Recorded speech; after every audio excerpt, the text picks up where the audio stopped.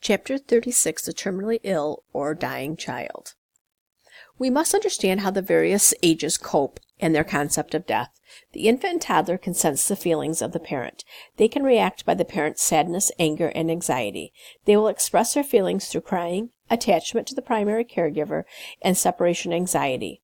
Preschoolers view death as temporary. Magical thinking at this age can lead to guilt and shame because they feel their thoughts caused the death. Preschoolers that are facing impending death frequently view their condition as punishment for behaviors or thoughts. They can display guilt, anger, sadness, and fear. School-age children can understand death better. They realize it's a sad time and is irreversible. Children at age 10 start to realize that they can die as well. Some will still believe their thoughts and actions are responsible for death. They may question why they have to die so young. They can have fear about dying, the dying process, and what happens next. Most adolescents fully understand the concept of death. Many view it as a distant event and not something that's not happening to them. If they are facing death themselves, they may not accept it emotionally. They may become isolated from their friends. Even adults can distance themselves from the teens as they don't understand why this is happening to someone so young. Many factors can affect how a family copes with death of a child. This includes spiritual beliefs, personal beliefs, previous experience of illness and death, and quality of relationship with the dying child. The child who's dying wants to feel safe and does not want to be alone or have pain. They will go through the 5 stages of grief I mentioned earlier and can often accept death. Their reactions can be affected by the people around them and their coping abilities. Many feel they know exactly when they will die. They often need to form some type of closure before death can occur. This can be waiting to see a grandparent who is traveling to see them. Many need to know that the loved ones that they leave behind will be okay without them. When the parents are given the news that nothing else medically can be done for the child, they begin to experience anticipatory grief. This is a process where they begin mourning, coping, interacting, planning, and psychosocial reorganizing that occurs as part of the response to the impending death of a loved one.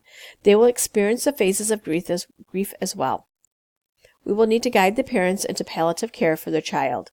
Parents need to talk about their experience during this time. They do this to remember the child. Sometimes after a child dies, the parents feel relief that their child is no longer suffering, but then this can bring on feelings of guilt for feeling that way. Grandparents often have a harder time than the parents as they grieve for the loss of the grandchild, but they also grieve for the parents and their loss. Siblings will move through the phases of grief but can vary depending on age and developmental level. Since each family member can move through the grieving process differently, they can benefit from counseling to work through their various stages of grief. Caring for the dying child can be very difficult on nurses. It can be rewarding knowing that you're helping to comfort the child and the family during the most vulnerable period in their lives, but it also can be emotionally draining. The nurse must maintain professionalism and set some boundaries. They must be able to identify and understand their own feelings of death. Many times they need to reach out and obtain counseling or go through a hospital-based support program to help them deal with their feelings. Communication is a key component during this period. The dying child needs to know that they will not be left alone during this period. Either a family member or a member of the healthcare team will be with them. The parents and family members can have various feelings during this time and need time to be able to step away from the situation and express their feelings. Many families may not know how to communicate during this period.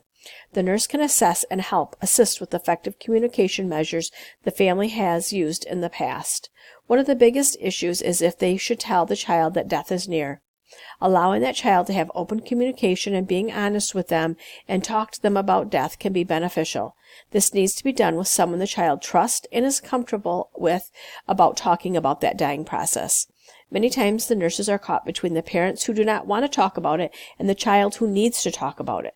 The nurse should respond to the child and tell parents that they will not bring up the topic with the child, but if the child asks questions, they will answer honestly. As the time gets closer to death, just sitting with the child is what is needed. The nurse does need to be supportive of the parents and respect their beliefs. Many parents have a hard time making that decision to move from active treatment to palliative care.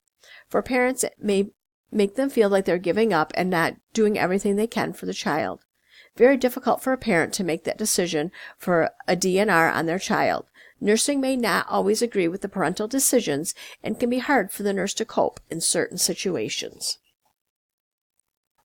Pain management of the dying child is most often noted as the #1 intervention needed by nurses. The nurse needs to educate on appropriate pain control methods and assure that pain control will be a priority.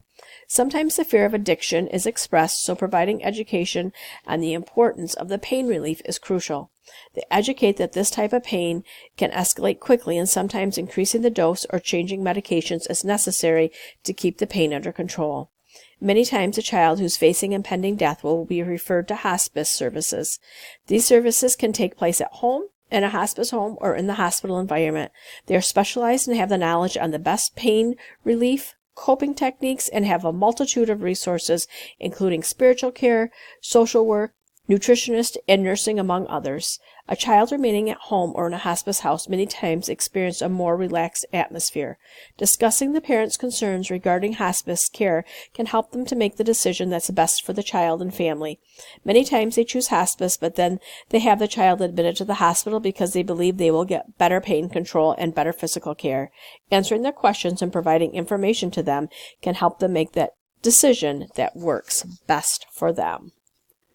The goal for nursing is to provide for the dying child is to be directed at the care that will address physical, emotional, and spiritual needs of the child and family.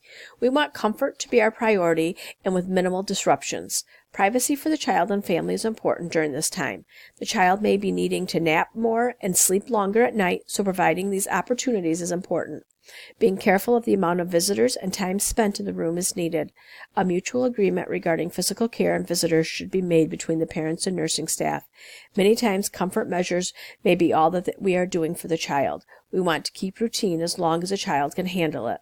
We want to facilitate parents, siblings, and the dying child to spend as much time together as possible. The dying child may have a decrease in thirst and appetite, and this can be difficult for parents. They feel they should eat or drink to keep their strength up. Education on how sometimes the fluids and food can cause more discomfort for the child can help. We still need to provide adequate oral care to the patient. Some children will be unresponsive close to the time of death, while others can be intermittently responsive. Some children were shown an increase in alertness and awareness of their surroundings for a period before death, and this many times gives parents false hope that the child is getting better. Education to the parents about this being normal can help them not build up too much hope. Even when the child is unresponsive, hearing is the last sense to go before death. Encourage family members to continue talking to the child and maintain physical touch will help comfort the child and helps the family cope as well. The nurse assesses each family and helps facilitate communication and to be supportive during this time. Many family members find comfort in knowing the signs that death is near. The blood pressure drops and the heart rate increases. The peripheral pulses may be hard to palpate. The family will typically notice the respiratory changes that occur. The child may be working harder to breathe and have periods of apnea. As death approaches, they may have a respirator sigh on exhale. Noisy breathing, noted as a death rattle, is experienced by some. They no longer have the strength to clear the secretions. This can be very hard for the parents to listen to. Pharyngeal suctioning can be done to help with the secretions. Positioning the child for ease in breathing and facilitating the removal of secretions can be done. At this time, the nurse is providing symptom management and supporting the family. After death has occurred, family members should be allowed adequate time with the child. Some families want to make hand or footprints, have a lock of hair. Family members can be invited to help bathe the child, but some may refuse. The nurse must respect whatever decision the family makes. We all handle death differently, and there's no proper way. Providing support and education is needed. Many times the parents don't know what is normal to do at this time, so the nurse can provide the guidance. Privacy needs to be maintained for the family.